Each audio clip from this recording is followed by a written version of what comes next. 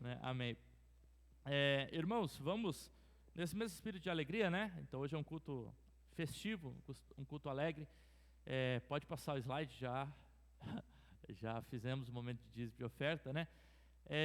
A gente vai continuar. A gente está fazendo uma exposição do texto bíblico, ou seja, está lendo e explicando, né? A exposição nada mais é do que a gente ler, explicar e aplicar. Esses 3 passos. Quando a gente faz uma exposição bíblica, qual que é o nosso propósito? É ler o texto, é explicar o texto e é aplicar o texto. Tá? Então, a gente está fazendo isso com a carta de 1 Coríntios, primeira carta de Coríntios, e a gente, na semana passada, falou sobre o capítulo 5, e ali a gente falou sobre o ato de amor de Deus, né? Onde Paulo fala sobre a disciplina na igreja, né? A gente viu a disciplina, tanto a disciplina como a disciplina instrutiva, formativa, quanto a disciplina corretiva, e quanto a disciplina também cirúrgica dentro da igreja, né? Onde Paulo solicita que aquela igreja, como um cuidado da igreja e do irmão, né, pudesse entregar aquele irmão ao próprio prazer, a fim de que ele pudesse ser salvo, né, pudesse encontrar Deus ali naquela vida, né. E Paulo continua falando sobre julgamento, né. O capítulo 5 ele fala sobre a igreja que deveria disciplinar e julgar aquele irmão, e agora no capítulo 6 ele vai falar sobre um tipo de julgamento que está acontecendo na igreja que não deveria acontecer. É o inverso, né? Capítulo 5 ele fala, olha, o irmão deve ser disciplinado porque ele está cometendo incesto, né? Ele está tendo relação com a própria madrasta, e por isso ele deve ser disciplinado a fim de que ele possa, quem sabe, ser salvo, né?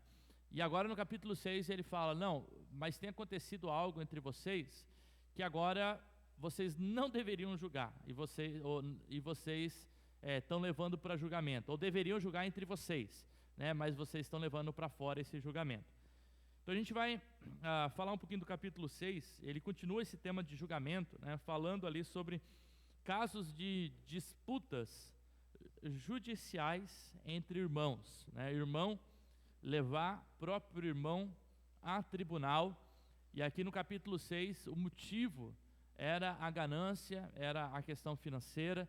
Então, por algum motivo financeiro, ali na igreja de Corinto, né, essa igreja cheia de dons, que se orgulhava, né, porque tinha grandes retoricistas, uma igreja que se orgulhava de ser sábia, né, a sabedoria do mundo, mas que mostrava sua falta de sabedoria em não conseguir resolver um caso pequeno de disputa e de problema, de conflito entre irmãos dentro da igreja. E Paulo evoca, então, para que se eles fossem tão sábios, por que eles não conseguem resolver um pequeno conflito dentro da igreja e precisam levar esse conflito para fora da comunidade para que fosse julgado no tribunal de pequenas causas da cidade de Corinto, e ali então uma pessoa que não conhecesse a Deus pudesse dar o veredito. E a gente vai ver que o problema ele é muito mais, não é simplesmente levar o irmão a tribunal, né? O que isso implica para aquela comunidade que é tida como templo de Deus, como uma comunidade de Deus, uma comunidade fraterna de amor, né? O que isso implica para essa comunidade? Então a questão aqui se refere a pequenas causas dentro da igreja, e aqui essas pequenas causas motivada, né, pela questão financeira, né, mas não seria o único motivo que se levaria alguém a pequenas causas, né, mas e dentro dessa comunidade, então, 2 indivíduos lá, a gente não sabe bem quem, Paulo não explicita quem, 2 indivíduos, um decide levar o outro a tribunal para ser julgado pelos de fora, para ser julgado por tribunais externos. O que a gente não pode generalizar a partir desse texto é que quando Paulo sugere que aquela causa não seja levada para tribunal afora e deva ser resolvida dentro da comunidade, é que todos os problemas dentro de uma comunidade tenham que necessariamente ser resolvidos dentro da igreja. O que eu quero dizer com isso?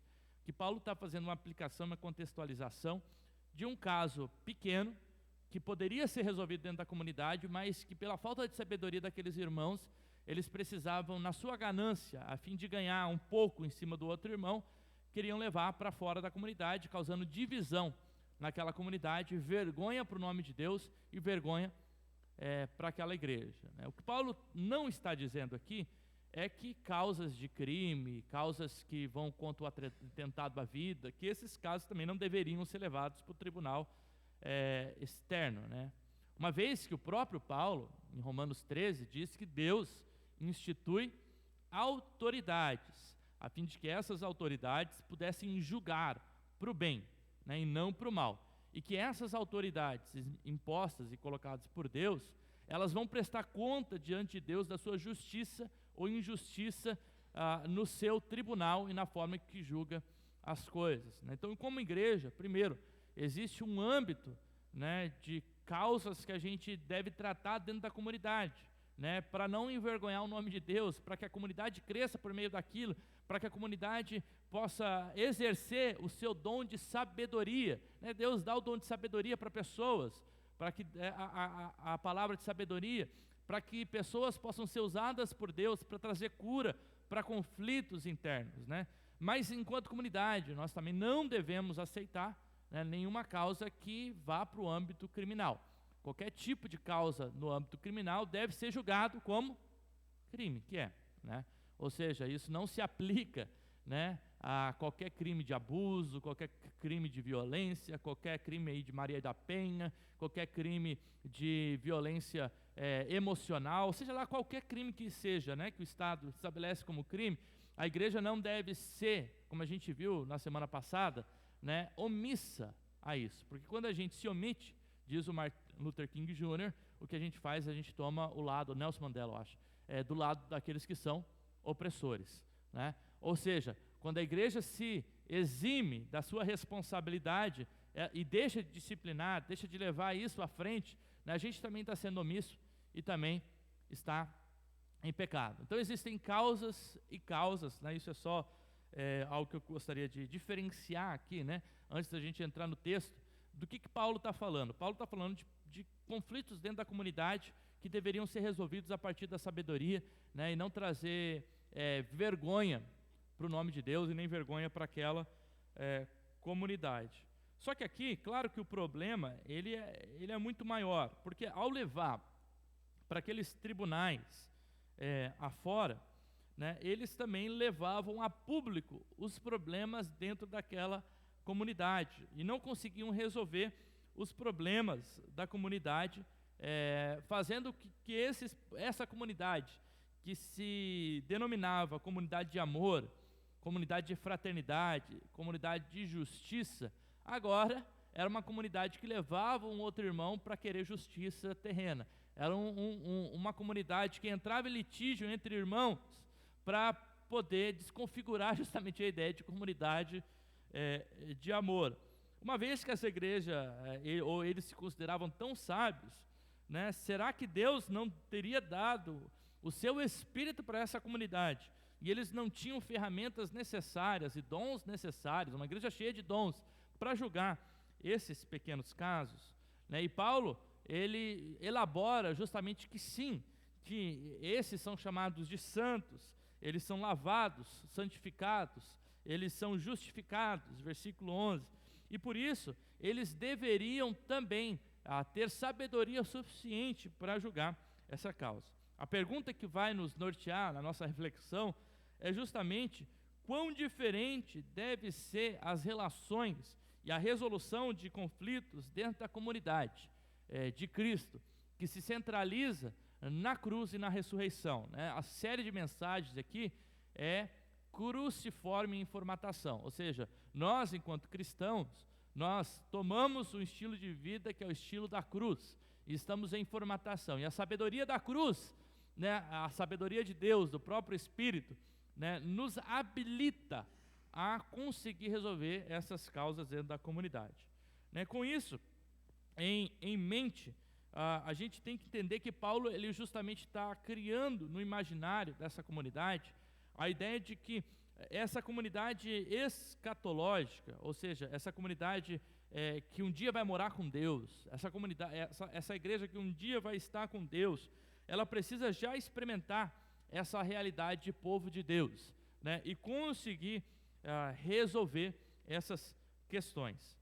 Vamos lá para o versículo 1, onde Paulo começa dizendo assim, 1 Coríntios capítulo 6, versículo 1, Paulo começa dizendo, quando vocês, ou quando algum de vocês, não é se, né, é quando, é diferente, né, o se é uma possibilidade, o quando é, de fato haverá conflito entre vocês, mas quando algum de vocês tem uma questão contra o outro, como se atrevem a submeter isso a juízo diante dos injustos e não dos santos? Paulo começa com uma série de perguntas aqui. O versículo 1 a gente tem ali uma pergunta, versículo 2 mais algumas perguntas, versículo 3, 4 mais outras perguntas e versículo 5, 6 mais outras perguntas. Então Paulo faz 4 séries de perguntas, né? De forma que até o versículo 7 a gente tem apenas 2 frases que são afirmativas.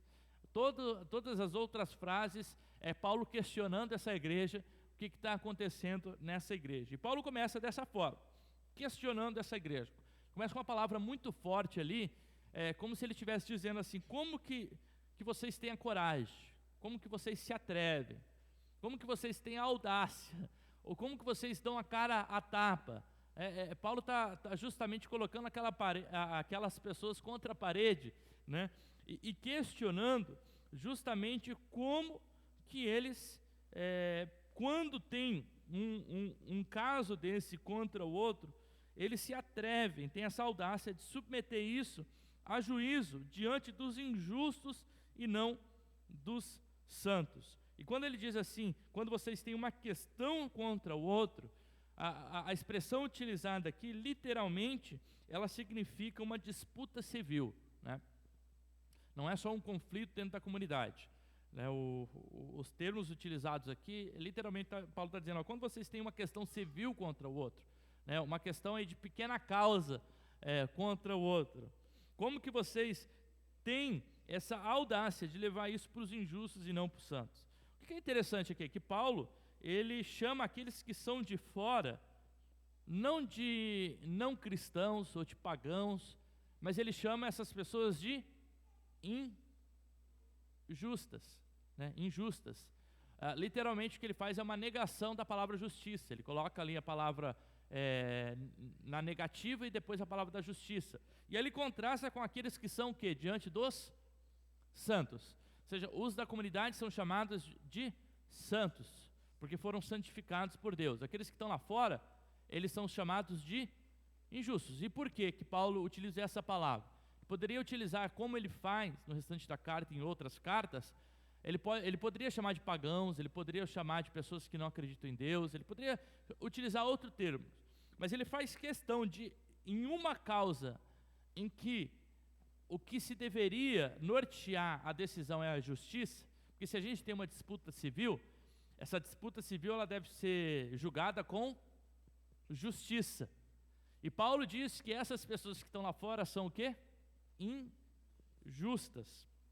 É interessante que Paulo, então, ele nomeia essas pessoas de injustas. E isso tem a ver com o contexto, né? Primeiro, do que Paulo já havia experimentado passando por essas cortes do Império Romano. Se a gente observa lá em Atos 16, Atos 18, Atos 25, a gente tem várias cenas de Paulo indo a julgamento perante essas cortes, e Paulo sendo injustiçado, às vezes mantendo lá anos preso, simplesmente para que outro pudesse ouvir o testemunho dele, né? E aí eles ficavam querendo debater sobre aquele caso. A gente vê que Paulo experimenta literalmente, diante do Império Romano, a injustiça desse Império Romano. Não só isso, vários historiadores da época, eles vão justamente remeter que o Império Romano, ele era muito injusto e corrupto nas suas decisões judiciárias.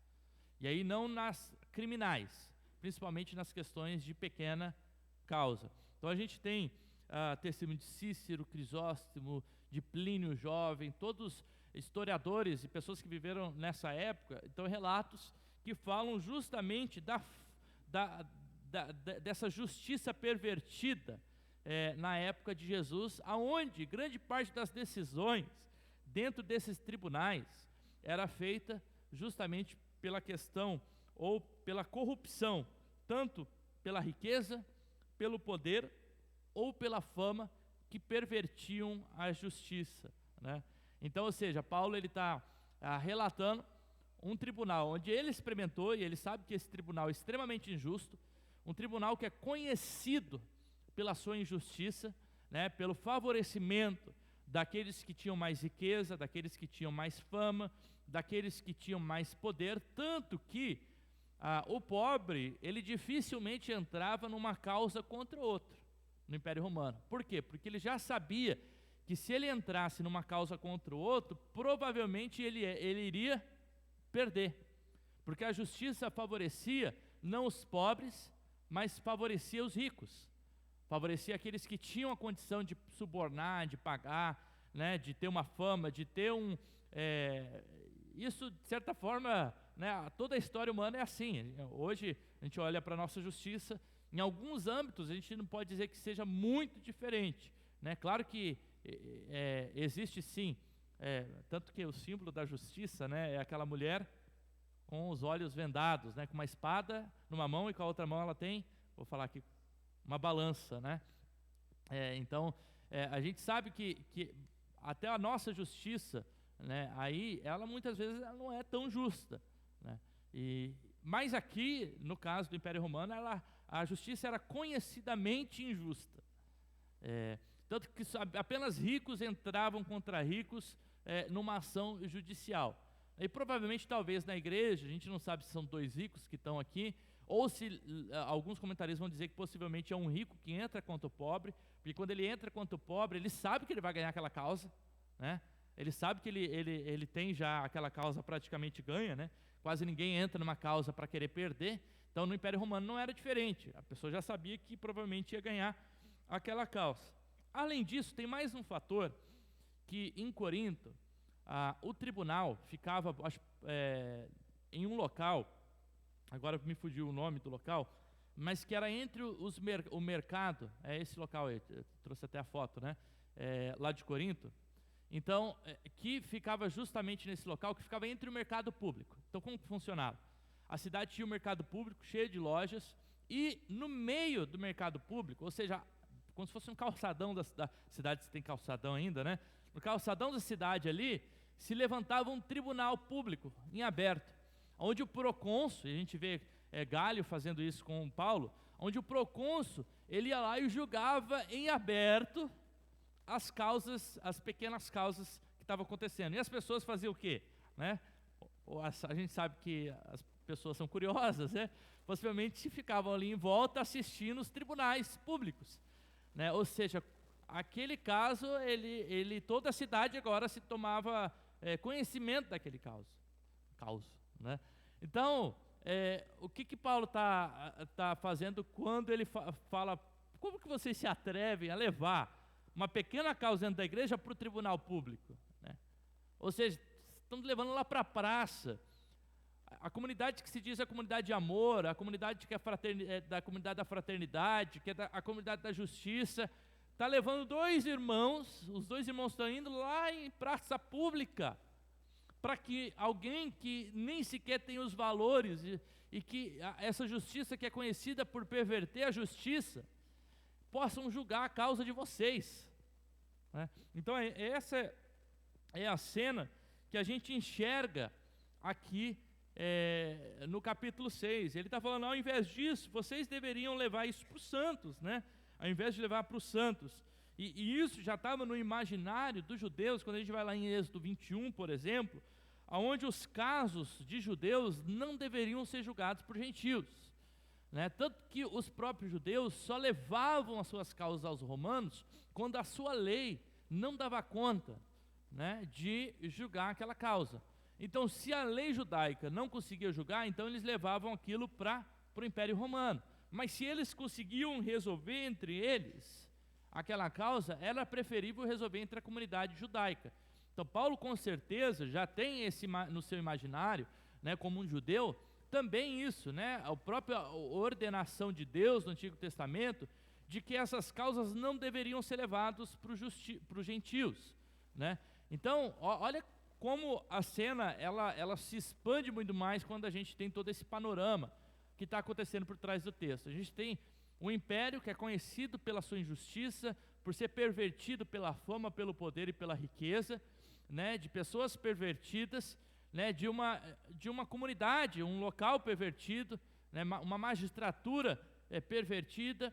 Ao mesmo tempo, você tem uma comunidade que é chamada por Deus para julgar suas pequenas causas e não levar para fora isso, né, porque Deus já havia dado discernimento e sabedoria. Só que essa igreja, você tinha, e ele faz questão de falar como se fosse um problema da igreja, não é um problema só dos dois irmãos, é toda a igreja que está envolvida nisso, né?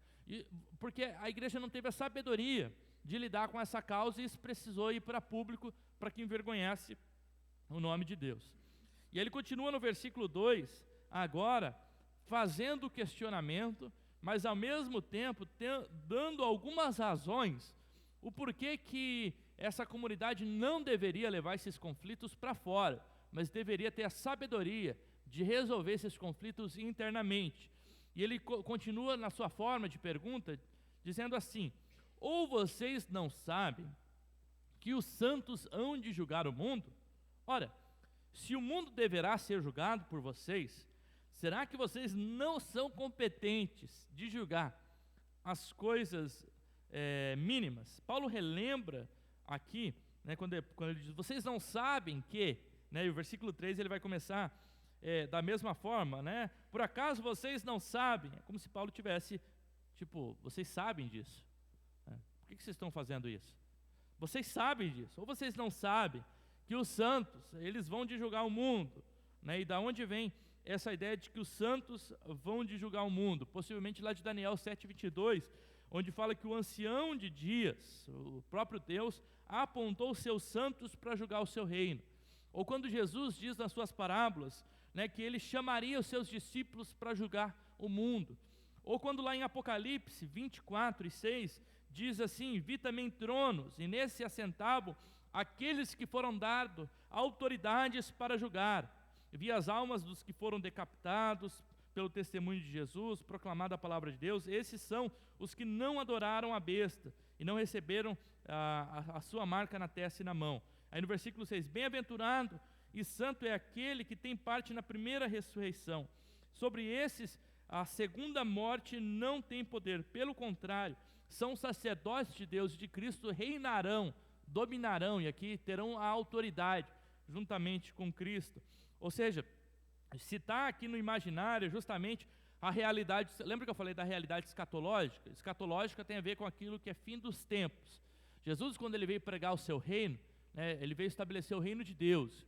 Ele é um reino que a Bíblia diz que é um reino que já se estabeleceu pela vinda de Jesus, mas que ele ainda não é completo, que ele vai ser completo na Nova Jerusalém, quando de fato, né, Cristo vier buscar a sua igreja. E a gente está nesse entre-meio, entre o reino que já se estabeleceu, mas um reino que não se estabeleceu na sua totalidade. E Paulo evoca justamente esse inconsciente da igreja, de que no fim dos tempos, essa comunidade vai ser chamada por uma autoridade, por uma comunidade que vai ter autoridade em Cristo Jesus para julgar as nações.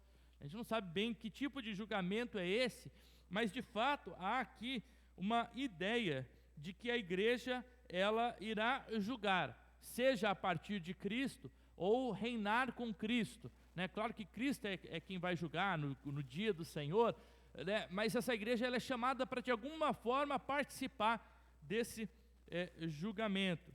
Então Paulo ele utiliza esse argumento irônico aqui para dizer justamente isso, né?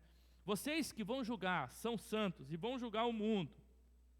Será que vocês que têm essa autoridade, vão ser dados a autoridade de dominar com Cristo, agora não são competentes e capazes de julgar uma coisa tão pequena entre vocês?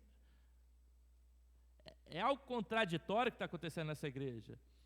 E é contraditório porque Paulo está mexendo justamente na ferida daquela comunidade. Porque era uma comunidade que dizia assim, a gente se orgulha da sabedoria do mundo, de ter conhecimento e sabedoria. E Paulo está falando, vocês não têm sabedoria nenhuma. Porque se de fato vocês tivessem sabedoria, vocês conseguiriam resolver essa causa sem ter que levar para fora, né? Sem ter que resolver nos tribunais aí externos. Então vocês se julgam tão dignos de julgar os pagãos no fim dos tempos, mas são capazes de julgar uma pequena causa entre vocês. E aí no versículo 3, Paulo continua: por acaso, e aí de novo, vocês não sabem que, ou vocês sabem disso, de que havemos de julgar os próprios anjos, quanto mais as coisas desta vida. Então de novo ele joga para a realidade dessa igreja futura, para falar: olha, vocês vão julgar os anjos, mas vocês não têm a capacidade de julgar coisas pequenas, né? Essa parte aqui de julgar os anjos é bem disputada entre os estudiosos, que a gente não sabe muito bem do que Paulo está falando. Possivelmente a comunidade ali entendeu, né? Que está escrevendo para a comunidade de Corinto, ela sabia do que Paulo estava falando. Alguns vão dizer que os anjos aqui, como se... lembra quando diz que os homens foram feitos um pouco maiores do que os anjos? Ou seja, de que os homens, de certa forma, têm autoridade, então, sobre os anjos. E assim será na Nova Jerusalém. Então, não necessariamente um julgamento, mas uma autoridade exercida sobre os anjos, uma vez que foram feitos maiores que os anjos.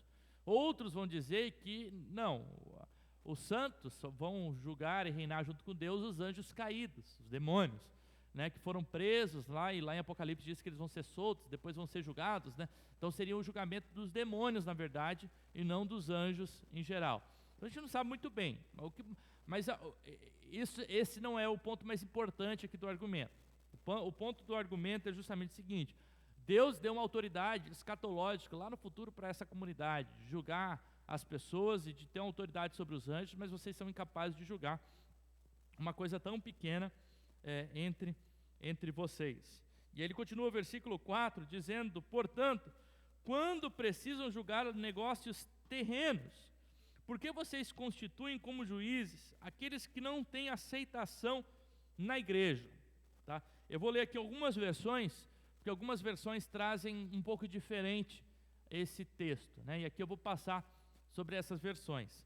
Então, uma versão, a Nova Almeida atualizada, ela diz assim: portanto, quando vocês precisam julgar as coisas terrenas, então, disso que Paulo está falando, né? Dessas pequenas coisas, por que vocês constituem como juízes aqueles que não têm nenhuma aceitação da igreja? Ou seja, é uma pergunta, e possivelmente nessa pergunta Paulo está remetendo e falando o fato de que aquela igreja coloca para julgar, não necessariamente ela tem autoridade disso, mas quando ela leva para fora, ela coloca para que aqueles de fora, aqueles que não têm autoridade, que não têm aceitação na igreja, que não têm os princípios de Deus, julguem essa causa, que é uma causa pequena da igreja, né? Olha o que a NVI diz: portanto, se vocês têm questões relativas a essa vida, designem para vocês juízes que são da igreja, mesmo que sejam os menos importantes. Então aqui a gente já não tem mais uma pergunta, a gente tem aqui um imperativo, uma ordem que Paulo dá para que eles designem dentro da comunidade, nem que fossem aqueles que fossem os menos importantes, ou que eles considerassem menos importantes, mas para que eles fossem juízes, e não para que eles levassem esse tribunal para fora. E por que a gente tem essa diferença de tradução? Porque lá no original a gente não tem pontuação, então a gente não sabe se é uma ponto de interrogação ou se é um imperativo, tá? E o mesmo verbo aqui que poderia ser utilizado para o imperativo, ele poderia também ser utilizado para uma pergunta como indicativo. Então ele tem a mesma terminação ali no original. Então existe essa disputa de compreender se Paulo está fazendo uma pergunta ou se ele está dando uma ordem para aquela igreja, né? E se ele está fazendo uma pergunta, a pergunta é por que eles designam uma pessoa que não é aceita pelos de fora, porque a palavra literalmente diz aqueles que são pequenos, aqueles que são não aceitos, tá? E se ele está fazendo uma afirmação, uma ordem para a igreja, então ele está falando que a igreja designe aqueles que não são importantes ou são considerados menores da igreja, para que eles julguem essa causa. De qualquer forma, Paulo está combatendo que essa igreja não leve isso para fora, para aqueles que não possuem a justiça de Deus, e que fique internamente essa questão. Se é um imperativo, uma ordem de Paulo, quem são essas pessoas que são consideradas menores? Possivelmente pessoas que estão há menos tempo na igreja e que ainda não possuem uma experiência, uma maturidade na fé. Mas o argumento de Paulo seria então o seguinte: mesmo essas pessoas que não são sábias, que estão na igreja há pouco tempo, elas receberam o Espírito Santo e elas seriam mais justas no tratamento para a resolução dessa causa do que você levar isso para fora para magistrado que perverte a justiça e que não tem o princípio do reino de Deus. Então é isso que Paulo está evocando a linguagem. Porque a igreja que recebeu o Espírito, então ela deveria ter muito mais discernimento e sabedoria para julgar essas causas dentro da comunidade. Tá? Então aqui a ênfase é dada justamente que essa igreja ela possa não levar isso para o tribunal aberto. A comunidade que prega essa mensagem de amor, de fraternidade, ela mostra o seu desamor, a sua divisão, quando ela expõe esse problema para fora. Versículo 5, Paulo continua dizendo: digo isso para vergonha de vocês. Então ele vem uma série de perguntas. Por que vocês fazem isso? Por que vocês fazem isso? Por que vocês fazem isso? E agora Paulo está falando, uma das primeiras afirmações de Paulo aqui, é a primeira afirmação de Paulo, se a gente entende aqui a última frase como uma pergunta. E possivelmente a pergunta aí, eu esqueci de falar, seja o correto. A maioria dos estudiosos entende que seja uma pergunta e não uma afirmação. Tá? Mas, tendo dito isso, no versículo 5, Paulo faz a sua primeira afirmação e diz o seguinte: eu estou falando isso para que vocês se envergonhem. Para que vocês realmente sintam isso. Será que não existe nem ao menos um sábio entre vocês? Uma comunidade que se falava assim, que ela é uma comunidade cheia de sabedoria do mundo. E aí o Paulo olha para eles e pergunta: será que não existe nenhum sábio entre vocês para julgar os seus irmãos?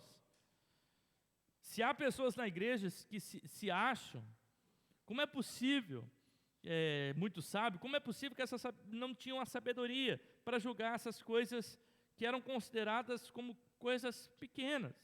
Sabe, uma questão financeira, de uma dívida, uma questão familiar que não envolve um crime, claro, mas uma questão de repente, de ver o mundo de forma diferente, um problema no casamento, uma comunidade entre dois irmãos, onde dois irmãos têm um problema ali um com o outro, fofoca dentro da comunidade, às vezes questões que literalmente é a falta do Espírito Santo e falta de sabedoria para lidar com essas coisas. E aqui Paulo está evocando justamente isso. E aí o versículo 6, Paulo continua: mas um irmão, ou seja, o contrário disso, um irmão vai ao juízo contra o outro irmão, e isto diante de não crentes. Então o contraste aqui é triplo. Em vez de demonstrar a moderação da sabedoria, vocês brigam. Ou seja, ao invés de ter sabedoria, vocês brigam irmão contra irmão. Ao invés de vocês aceitarem, é o que ele vai agora continuar no versículo 7 e 8, o fato de muitas vezes serem injustiçados, vocês preferem recorrer à lei porque sempre querem ganhar em cima de tudo. Ao invés de vocês encaminhar as questões para que os irmãos resolvam, vocês apresentam a causa de vocês nos tribunais pagãos. A igreja não estava sendo testemunha, não estava sendo o sal, não estava sendo a luz. A igreja estava ofuscando o seu testemunho quando levava um testemunho para fora. Uma vez que o nome de Deus estava sendo envergonhado por essa igreja, Paulo faz questão de dizer: vocês que precisam se envergonhar. Ao invés do nome de Deus ser envergonhado. Se possuíssem essa verdadeira sabedoria, não teriam sido tão baixos ao ponto de levar isso para um caso tribunal. Versículos 7 e 8, Paulo diz assim: o simples fato de moverem ação uns com os outros já é derrota para vocês. Olha como Paulo ele é suave no argumento dele.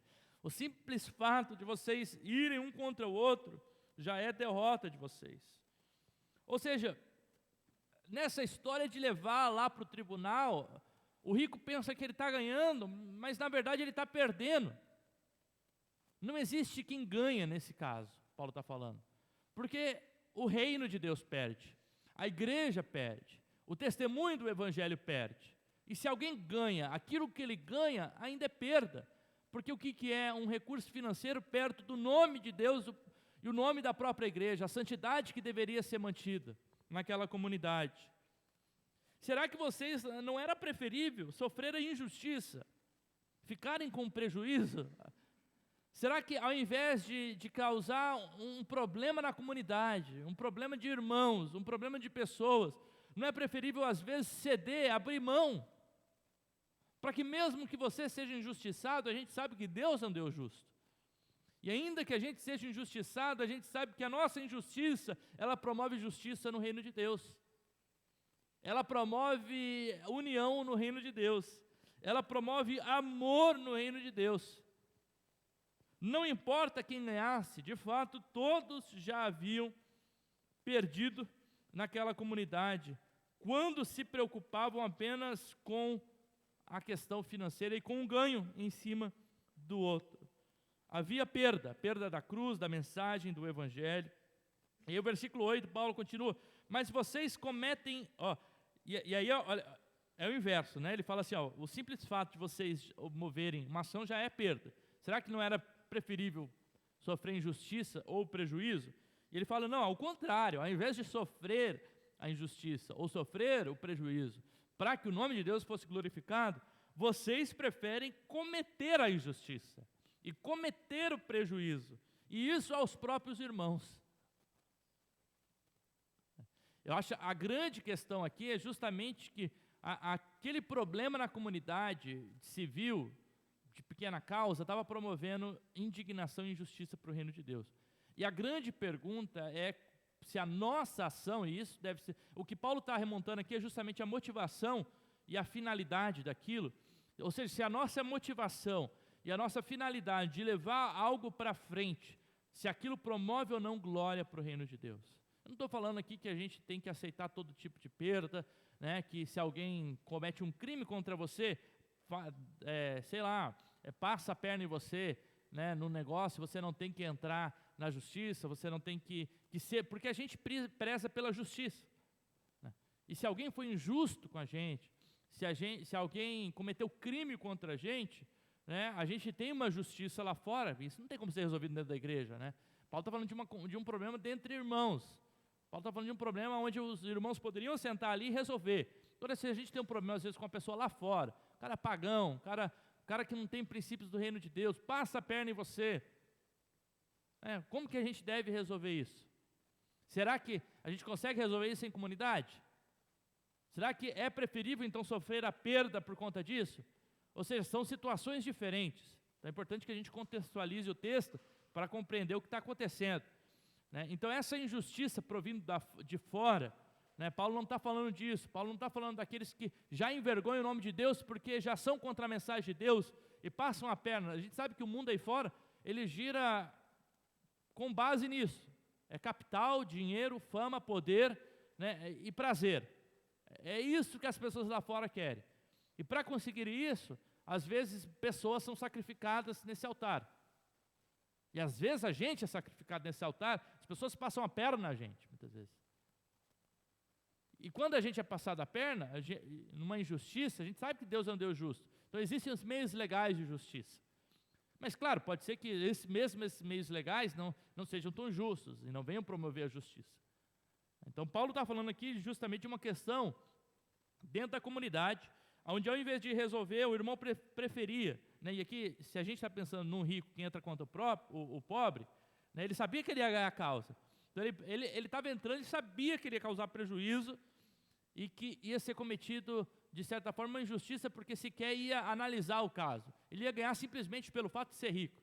Paulo está falando, o que vocês estão fazendo é uma completa perda, porque todo mundo está perdendo isso, né? Aí versículo 9, 10 e 11, Paulo agora remete à consciência deles, justamente pelo fato de que aqueles que promovem esse tipo de injustiça e que praticam essas coisas, eles na verdade não fazem parte daquilo que ele falou lá no versículo 1, ele diz, vocês são santos. Ou daquilo que ele falou lá no versículo 2, vocês hão de julgar as nações, ou no versículo 3, vocês hão de julgar o mundo. Por quê? Porque as pessoas que praticam esse tipo de obra, ele vai dizer, elas não herdarão o reino de Deus.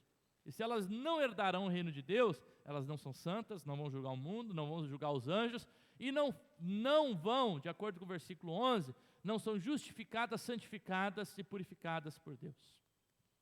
E aí ele diz assim, ou vocês não sabem, de novo, né, vocês sabem, que os injustos, e ele começa falando justamente dos injustos, não herdarão o reino de Deus. E aí ele começa uma lista de pessoas que não vão herdar o reino de Deus, ou de ações, né? Não é o fato da pessoa ter isso que ela não vai herdar, mas o fato dela praticar isso, né? Ser o pecado dela. Não se engane, nem os imorais, nem os idólatras, nem os adúlteros, nem os efeminados, nem os homossexuais, nem ladrões, nem avarentos, nem bêbados, nem maldizentes, nem roubadores, nenhum desses herdarão o reino de Deus. Interessante que a igreja é chamada para se lembrar de algo. Se lembrar que aquele estilo de vida que contrasta as reivindicações da identidade cristã e da nova criatura, daqueles que foram feitos em Deus, que são contrárias à obra do Espírito, são de pessoas que não vão herdar o reino de Deus, porque são ações que são contrárias ao reino de Deus. E aqui Paulo, ele utiliza, justamente, lá no capítulo 5, ele fala de 5 ações, ou de 5 pessoas que não vão herdar o reino de Deus, e aqui no capítulo 6 ele fala de 10, ele amplia a sua lista, né? 5 tem a ver com a questão da ambição do ser humano, da ganância, da injustiça, uma vez que ele está tratando disso no capítulo 6. 5, é 6 mesmo, que a gente leu hoje. E 5 tem a ver com pecados no âmbito da sexualidade. A gente viu lá no capítulo 5, Paulo manda para julgamento um irmão que tinha uma imoralidade sexual e estava tendo relação com a própria madrasta. Ele continua aqui, ele vai continuar depois do versículo 12, também falando da imoralidade sexual. Então ele também inclui aqui essa questão da imoralidade sexual. E a imoralidade sexual, Paulo, ele traz tanto a imoralidade sexual para pessoas que são héteros, quanto para pessoas que são homossexuais. Para aqueles que são héteros, ele utiliza 2 termos aqui, falando justamente da fornicação, né, se a gente for colocar aqui, ou do adultério. Né? Existe um princípio de Deus, e qualquer ato de imoralidade sexual fora desse princípio de Deus é uma imoralidade, é algo que é fora do princípio de Deus. Ou seja, ele fala aqui do adultério e fala da fornicação como 2 atos contra o próprio Deus. E na questão da relação homoafetiva, aqui ele fala justamente sobre aqueles que são passivos e para aqueles que são ativos. Né? Isso aqui talvez no contexto da igreja de Corinto fazia muito mais sentido. Ou seja, ele utiliza aqui o termo molohoi e arsenokoitoi. Né? Molohoi tem a ver com aqueles que eram passivos na relação, e arsenokoitoi, aqueles que eram ativos na relação. Né? Também falando dessas pessoas contrário ao princípio do reino de Deus. Uma vez que a gente tem isso lá em Romanos, quando Paulo diz que ao fazer isso, né, eles vão contra a própria natureza instituída por Deus. Né? Então aqui ele começa a julgar vários casos, né? Casos de imoralidade dentro da heterossexualidade, casos de imoralidade dentro da homossexualidade. Aqui ele está sempre condenando a prática, né? A prática do pecado, a prática da imoralidade sexual, a prática da ganância, a prática da injustiça. Né? Essas pessoas, como diz aqui, não herdarão o reino de Deus. Há uma discussão, e aqui pela dificuldade da compreensão desses 2 termos, e aqui eu acho justo a gente falar isso, do molohoi e do arsenokoitoi, se Paulo estava condenando a prática homossexual ou o culto de prostituição que existia nos templos. Né? Uma vez que que a cidade de Corinto havia templos onde a prática homossexual e culto a essas entidades era feito pela prática homossexual.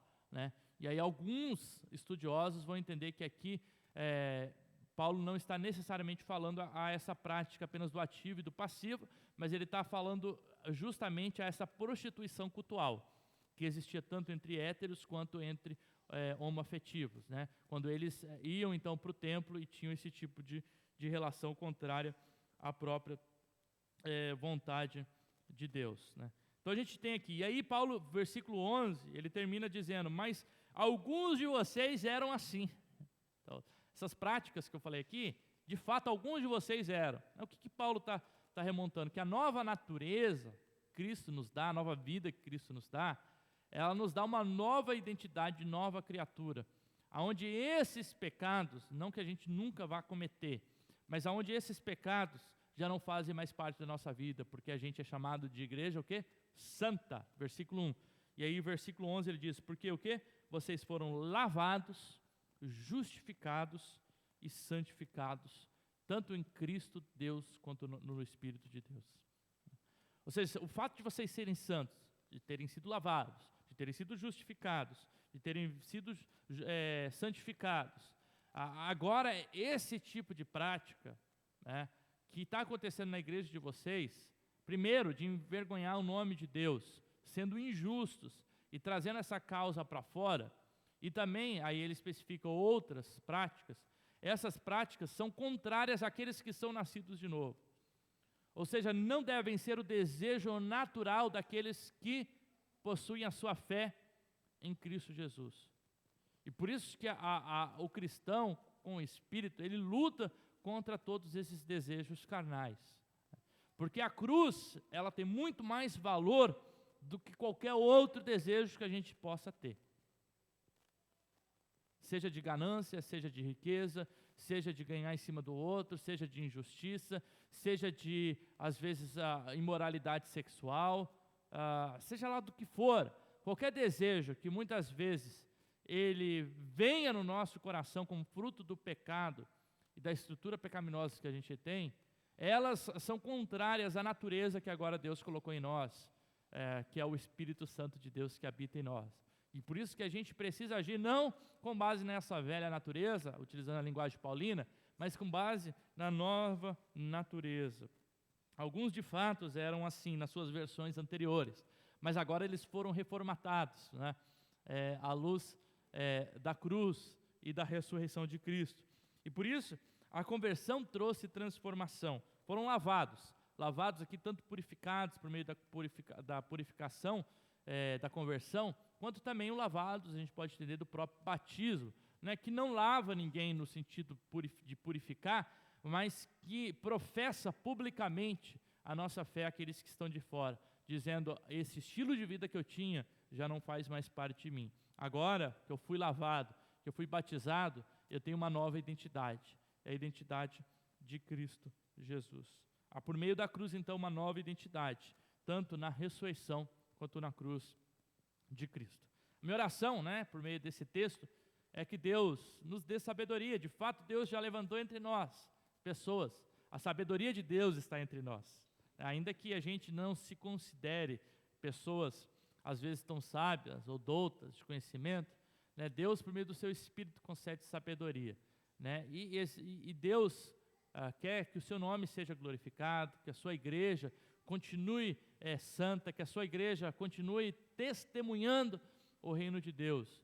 E por isso a gente precisa, como irmãos, ajudar uns aos outros nas nossas dificuldades. Sejam dificuldades no âmbito de qualquer imoralidade que a gente tenha sexual, quanto também no âmbito da questão de conflito entre relacionamentos, da ganância que muitas vezes a gente tem no nosso coração, né? Que Deus possa reajustar a nossa vida, para que a gente seja essa comunidade terapêutica, de cura, que promove crescimento a partir do Evangelho e da mensagem do Evangelho.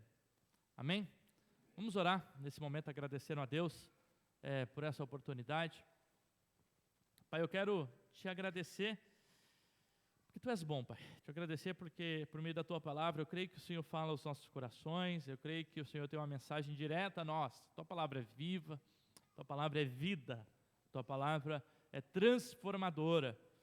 Por isso, Jesus, se há entre nós, ou quando existir entre nós, problemas em que muitas vezes a gente quer, no nosso desejo, levar o outro irmão, seja para um tribunal físico, pequena causa, ou às vezes colocar o irmão em julgamento no nosso coração, e não querer tratar dessas questões, dos problemas, dos conflitos, nos leva como comunidade a compreender que o Senhor é um Deus de reconciliação, que o Senhor é um Deus de amor, que o Senhor é um Deus de fraternidade.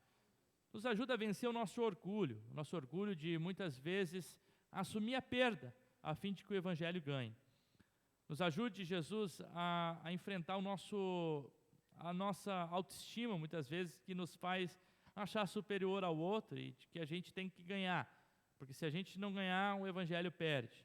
Mas muitas vezes é quando a gente perde que o Evangelho ganha. Claro, que a Tua justiça esteja entre nós. Quando necessário, se a gente precisar levar algo para fora, Pai, quando se trata de um crime, Deus, também dê coragem à Tua igreja, ousadia, para não ser omissa naquilo que ela precisa e naquilo que faz parte, ó Deus Pai, da obrigação de nós como comunidade. Pai, obrigado por essa comunidade, que a gente possa crescer na Tua palavra, em comunhão, em fraternidade, a cada dia, em nome do Senhor Jesus Cristo. Amém.